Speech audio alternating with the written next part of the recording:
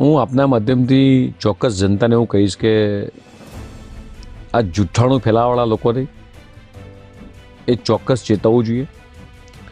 જે રીતે સોશિયલ મીડિયાનો એઆઈનો જમાનો છે, જે રીતે નેગેટિવ નેરેટિવ સેટ કરવાનો પ્રયાસ થઈ રહ્યો છે, આખા વિશ્વમાં જ્યાં પેટ્રોલના ભાવ વધતા હોય, ડીઝલના ભાવ વધતા હોય, પેટ્રોલ પદાર્થોના ભાવ વધતા હોય, ત્યાં આગળ સરકારે ભારતની અંદર એક્સાઇઝ ડ્યુટી ઘટાડી છે, પેટ્રોલ ડીઝલના ભાવને બેલેન્સ કરવાનો પ્રયાસ કર્યો છે.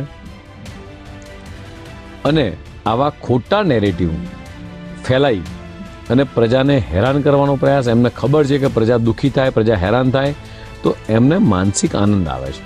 આ કોંગ્રેસને માનસિક આનંદ આવે છે. ગુજરાતની અંદર પીએનજીના માધ્યમથી, પાઇપલાઇનના માધ્યમથી ગેસ પહોંચી રહ્યો છે, ગેસના સિલિન્ડરો પૂરતા પ્રમાણમાં છે.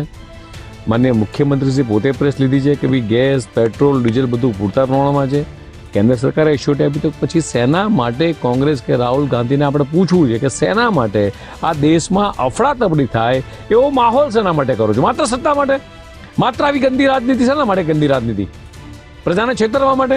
પ્રજાને દુઃખી કરી આ 40-42 ડિગ્રી ગરમીમાં પ્રજાને લાઈનમાં ઊભી રાખવાની તમારી ફિતરત રહી છે. તમે જ્યારે સત્તામાં હતા ત્યારે આ કરતા હતા, આજે સત્તામાં નથી એટલે સત્તામાં આવવા માટે પણ તમે આ કરી રહ્યો છો. ક્યારેય દેશની જનતા તમને ક્યારેય માફ નહીં કરે.